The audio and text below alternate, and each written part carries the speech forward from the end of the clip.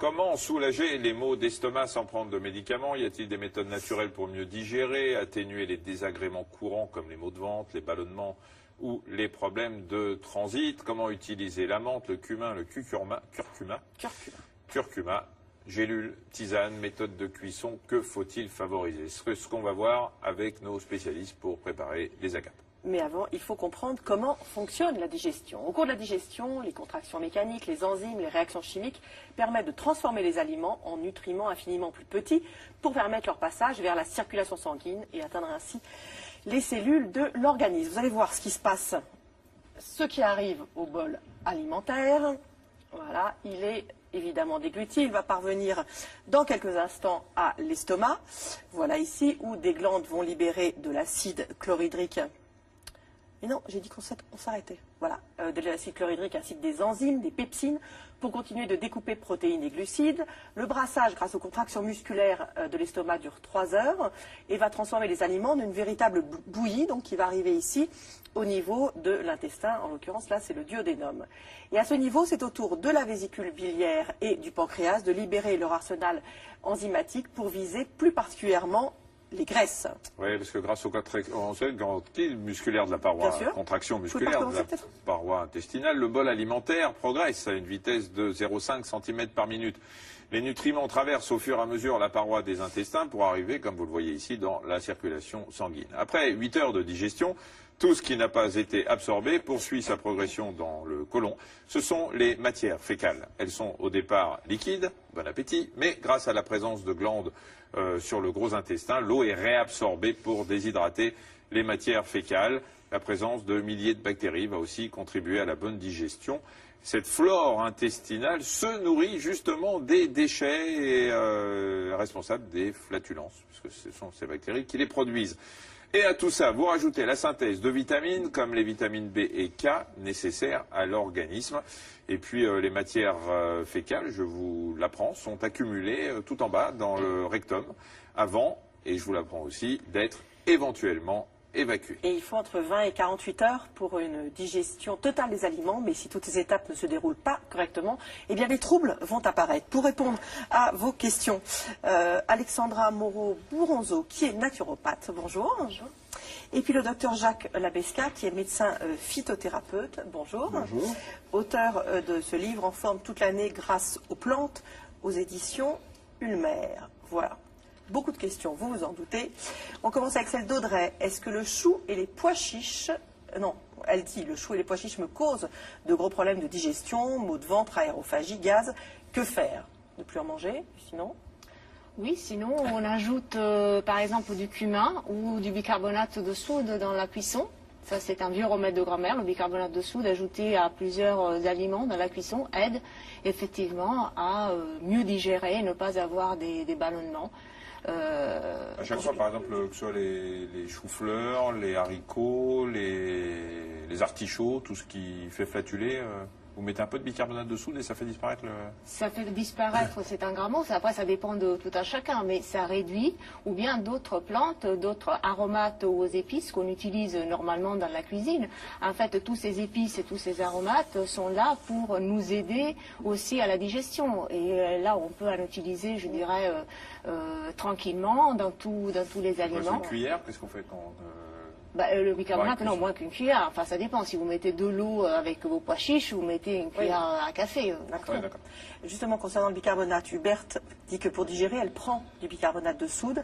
Est-ce qu'il y a un danger à en consommer tous les jours et à long terme? Non. Mais alors, ce qui est amusant, on parlait du chou. Par exemple, le chou est effectivement très difficile à digérer. En général, il faut le faire cuire en 2 eaux, si les grands-mères disaient. Bon, mais il y a une chose qui est merveilleuse, c'est que le jus de chou est efficace dans toutes les inflammations chroniques de l'intestin. Le jus de chou. Alors, c'est pas facile à avaler. Je vous le conseille pas en apéritif. Mais quand on a une rectocolite ou une maladie de Crohn, en complément des traitements classiques, bien sûr, c'est efficace. Et le bicarbonate de soude tous les jours, non. Mais en général, il faut savoir pourquoi on a des troubles digestifs. Vous savez, le problème médical qui se pose, c'est pas de traiter la conséquence, c'est d'essayer de retrouver la cause. Et si on retrouve la cause, comme par exemple un mauvais fonctionnement au niveau de la vésicule, vous l'avez très bien décrit, ou un mauvais fonctionnement du pancréas, eh bien on va avoir des troubles qui vont apparaître. On a des fois des reflux biliaires qui sont dans l'estomac. On dit qu'on a de l'acidité, en fait ce sont des reflux biliaires. Oui, mais là effectivement, le chou, il y a beaucoup de gens qui n'arrivent pas à le digérer sans qu'il y ait de problème sous-jacent. Effectivement, un peu de bicarbonate, ça résout le problème. Tout à fait. Non, mais effectivement, le danger à prendre par exemple du bicarbonate tous les jours, c'est de passer à côté de quelque chose, d'une pathologie qui est plus grave. Donc c'est juste là le problème. Est-ce qu'il est efficace pour lutter contre les remontées acides, les fameux reflux gastro-œsophagiens, le bicarbonate? Oui, parce qu'il agit comme un tampon des acidités. Donc les brûlures d'estomac, les remontées acides, effectivement. Ça n'empêche pas les remontées, mais elles sont moins acides. Voilà, sont moins acides. Et puis peut-être ajouter quelques gouttes de citron avec le bicarbonate, quand on le prend, ça évite d'avoir encore... Oui, tout à fait. Et il y a aussi, si on n'a pas d'hypertension, la réglisse. Mais à condition de ne pas avoir d'hypertension. Parce que le réglisse, c'est hypertenseur. Attention, toutes les plantes, y compris les plantes les plus anodines, peuvent être dangereuses. Autrement, ma grand-mère, par exemple, pour faire cuire certains rôtis, mettait de la sauge. On mettait des feuilles de sauge. Voilà, ça rend le rôti plus digeste. Mais toutes les plantes aromatiques devraient être utilisées tous les jours, je pense. Et les épices aussi, hein. Ça facilite la digestion, ça évite les flatulences, les gaz dans l'estomac, etc. Absolument. Donc les spasmes, avec modération, parce qu'effectivement, il y a des épices qui sont magnifiques, comme par exemple, je pense à la noix de muscade, vous en mettez une petite pincée, ça aide la digestion, ça diminue les flatulences, etc. Mais si vous grattez une noix muscade pour une seule personne, ben là, vous attaquez peut-être le système nerveux, ça peut donner des somnolences, même des hallucinations, voire le coma. Donc, tout est dans la mesure. Bien sûr.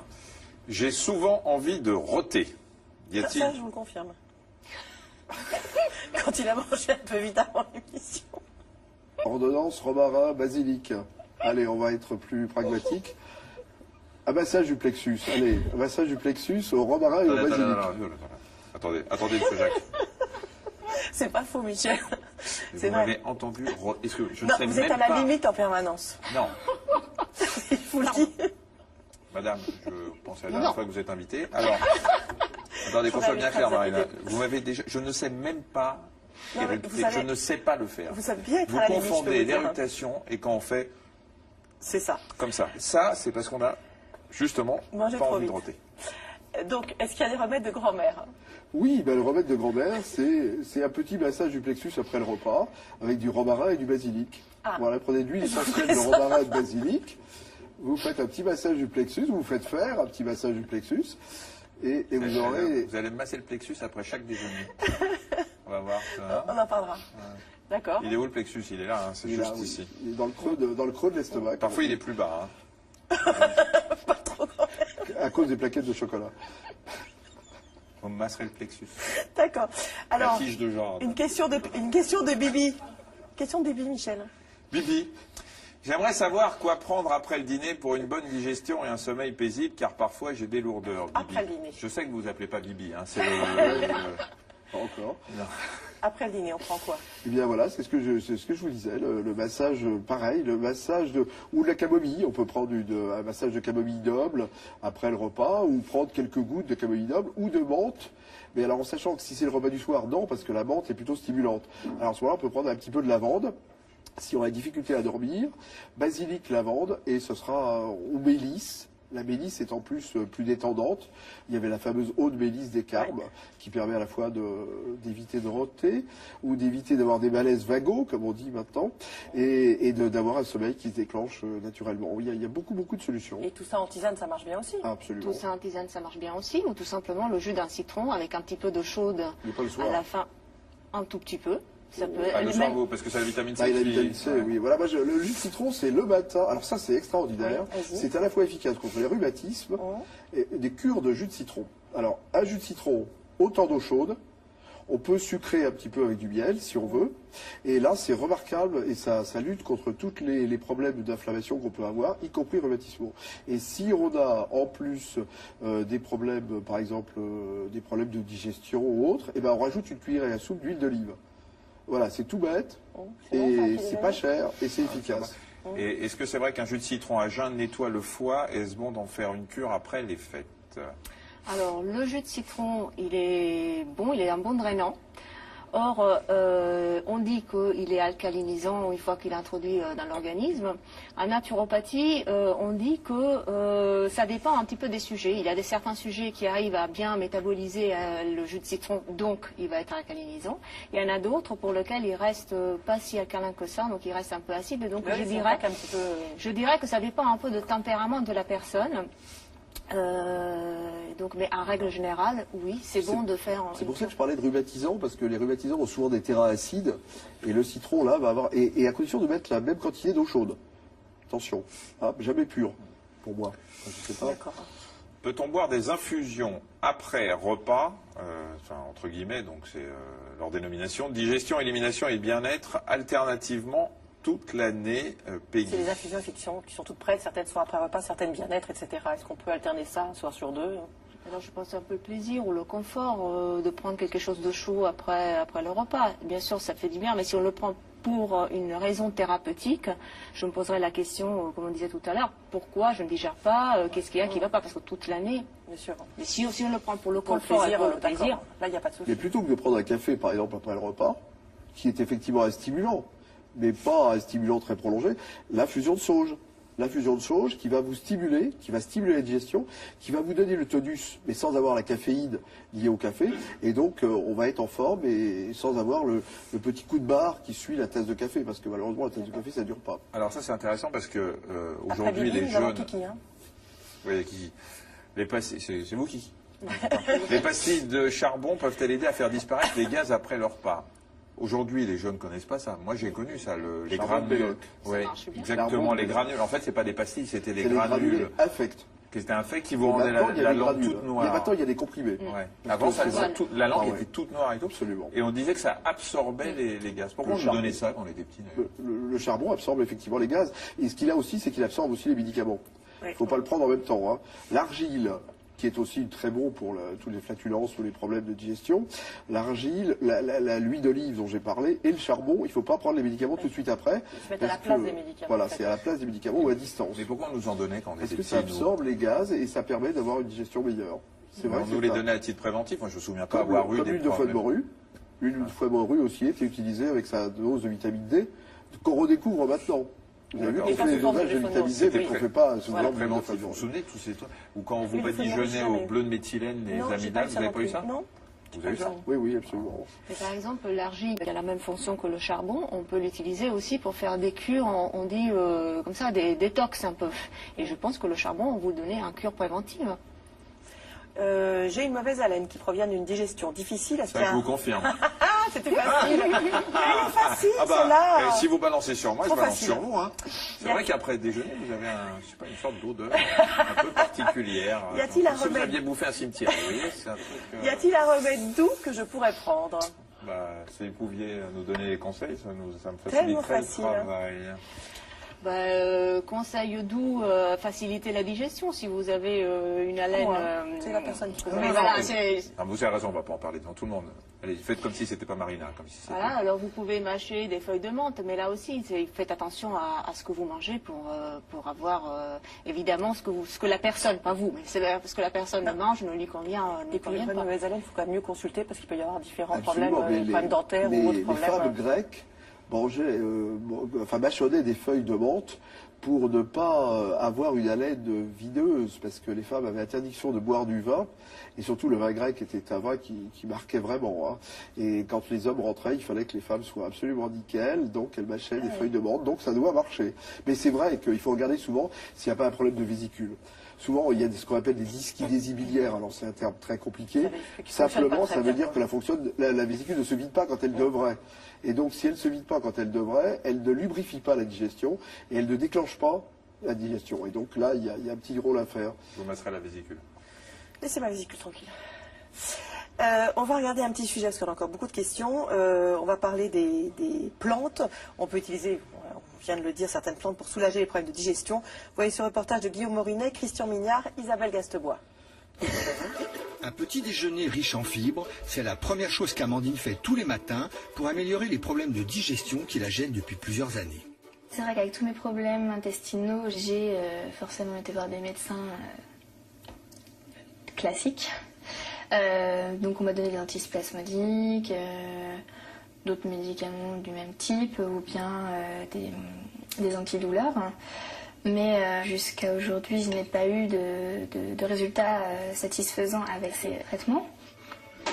Elle a essayé l'acupuncture et l'homéopathie, mais sans résultat très convaincant.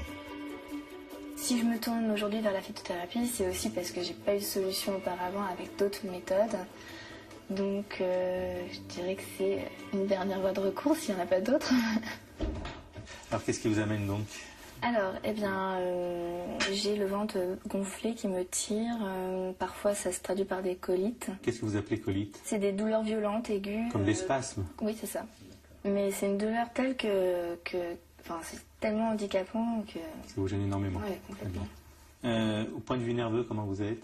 Plutôt tendue. C'est-à-dire, vous êtes anxieuse, vous êtes... Ça passe par l'anxiété, mais après, sinon, c'est une espèce de tension profonde dont je me débarrasse jamais. Donc, Le phytothérapeute commence par un bilan complet pour avoir une vision globale de sa malade. Oui, souvent un petit peu. Voilà. Vous avez mal où alors? Quand c'est des colites, enfin après ça date un petit peu, c'est peut-être... On va regarder.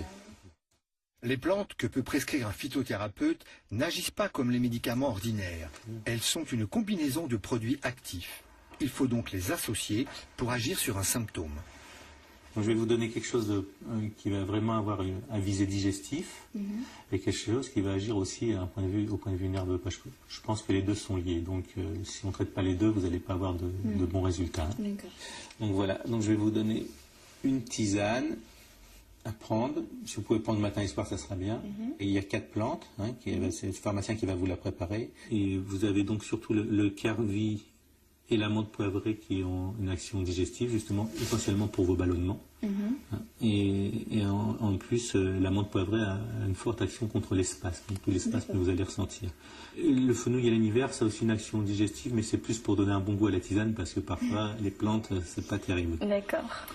En espérant qu'Amandine appréciera ses tisanes, elle devra prendre son traitement durant 1 mois avant de revoir le médecin. Alors, est-ce que mélisse et carvi en tisane, ça peut permettre de mieux digérer les repas de fête ou pas? Oui, la mélisse c'est apaisante, donc quand on est un peu anxieux, voilà, on est un peu tendu et que la digestion ne se fait pas bien, le carvi oui, mais bon, ça dépend de ce que vous avez mangé pendant les fêtes. L'argile aide la digestion, mais sous quelle forme la prendre? C'est un peu lourd, non, l'argile? Oui, c'est vrai qu'avaler de l'argile, c'est pas facile. Alors, je conseille quelquefois une version soft, qui est l'eau argileuse. C'est-à-dire que vous mettez la quantité d'argile que vous voulez dans un verre, la veille au soir, vous laissez reposer et vous buvez le surnageant. Et donc là, c'est moins inavalable que l'argile elle-même. Mais c'est en général, alors, ça aide pas à la digestion, ça aide à rééquilibrer. Ça aide à rééquilibrer, donc il faut faire des cures. Voilà. Et je pense une cure de 10 jours, 15 jours. Une cure d'argile. Une cure d'argile, d'eau argileuse. D'eau argileuse. Oui, là, non, ça se fait très bien. Avec une paille, il faut avoir une paille, c'est tout. Mais on boit ça avant de manger? On boit ça le matin, au petit déjeuner. C'est pas pire que le citron chaud, hein. Le radidoire. Vous avez mangé du radidoire déjà? Non. Eh ben, enfin si, mangez, oui. Mangez, oui, mais en jus. Non, en jus, non. Eh ben, je vous assure que je vous prescris une fois une ampoule de jus de radidoire, vous serez content d'avoir de l'argileuse. On ne vient pas vous voir. Par exemple, le lait d'argile ou l'eau d'argile est intéressante aussi en cas de diarrhée. Voilà. Et ça, vous le prenez plusieurs fois. Pas l'argile, l'eau d'argile. Parce que si vous prenez... C'est bon, on a compris. D'accord. Est-ce vrai que mâchonner un clou de girofle, ça permet d'éviter les aigreurs d'estomac? Non, parce que il n'y a pas de raison. Le clou de girofle est surtout antiseptique au niveau de la bouche. Hein, c'est utilisé. Alors ça, c'est remarquable. Vous avez une douleur dentaire, vous appliquez dessus un clou de girofle, ça passe très vite si vous avez pas autre chose. Odeur chez les dentistes. Voilà, c'est efficace. Effectivement, grande action antibactérienne. J'ai pas la connaissance. Mais pas pour les aigreurs d'estomac. J'ai jamais entendu. Le fenouil, est-ce que ça peut aider à mieux digérer? Les graines de fenouil. Oui, surtout pour les gaz aussi. Et le légume lui-même? Le légume lui-même, oui, mais... Oui. Ça n'a pas une action directe sur les gaz. C'est des graines de fenouil. On peut les mâcher comme ça, on peut prendre une tisane après le repas. Ça, effectivement, c'est très efficace. Que prendre pour lutter contre les crampes d'estomac? Alors, c'est toujours pareil, la même question. On vérifie déjà qu'on n'a pas un problème à l'estomac, un ulcère ou des choses comme ça. Une fois qu'on a éliminé tout ce qui est très, très pathologique, qu'on a des Alors oui, petites justement, acidités. qu'est-ce qu'on entend par crampe d'estomac? Parce que si ce sont des brûlures, c'est une chose. La crampe, c'est souvent lié à un mauvais fonctionnement de la vésicule biliaire, qui au lieu de se vider dans le duodénum, comme vous l'avez expliqué, se vide dans l'estomac. Et c'est ce qui fait que le suc biliaire n'est pas fait pour aller dans l'estomac. Enfin, elle se vide dans le duodénum, mais ça remonte dans l'estomac au lieu de descendre. Ça remonte dans l'estomac, voilà, exactement. Oui, parce que oui, elle n'a pas fait un bypass. Elle est remontée pas fait un petit trou dans l'estomac. Non, elle n'a pas fait un trou. Et donc, dans ces cas-là, elle joue pas son rôle, et elle joue même un rôle négatif. Elle provoque une hyperproduction acide, voilà, et le déclenchement. Voilà, c'est là que ça vient. Donc, il faut traiter la vésicule. On sait que manger de l'ail, c'est bon pour la santé. Comment bien le digérer? Malheureusement, on n'est pas tous faits de la même façon. Il y a certains qui digèrent bien, d'autres qui digèrent pas bien. Alors, on enlève en règle générale le germe. On coupe en deux, on enlève le germe, ça le rend déjà plus digeste. Et puis, on en prend une petite quantité et pas trop. Enfin, après, Et là, est-ce que l'ail qu'on prend, qu'on voit maintenant pas mal dans les épiceries, où c'est de l'ail nouveau, qui est mis en saumure ou une chose comme ça, qui n'a pas du tout le même goût que l'ail, est aussi efficace pour la santé? Pas pour le goût, mais pour la santé. Je ne sais pas s'il garde les mêmes propriétés. Parce que ça, c'est hyper digeste, il n'y a pas aucun souci. Mais même l'ail cuit, il est digeste. Mais il paraît que l'ail cuit aussi, il est efficace, mais pas autant que l'ail cru. Parce qu'autrement, moi, c'est ce que je conseille, de le faire cuire avec la peau. Ouais. Comme pour l'oignon. C'est bon en plus. Voilà, et de le faire un peu confit, par exemple.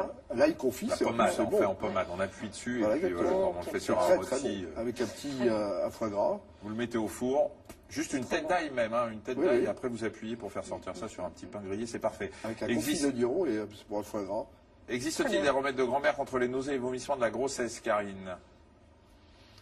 Ben, la grossesse, il y aurait le gingembre, mais le gingembre est déconseillé en cas de grossesse, donc par précaution, surtout. Donc, je sais pas trop. On peut pendant la grossesse en plus. Pardon ? Pendant la grossesse, il faut toujours faire très attention. Voilà. Il faut manger. Il faut manger pendant la grossesse parce que, enfin, vous l'avez vécu peut-être, mais moi pas vraiment. Mais plus on mange, c'est un peu comme sur un bateau. Si on laisse l'estomac vide, c'est terrible. Mais le gingembre, on parlait du gingembre, c'est quand même un médicament merveilleux, une plante merveilleuse qui a été utilisée par la NASA contre le mal de l'espace. Vous voyez, donc la NASA, c'est pas un groupe d'ésotériciens.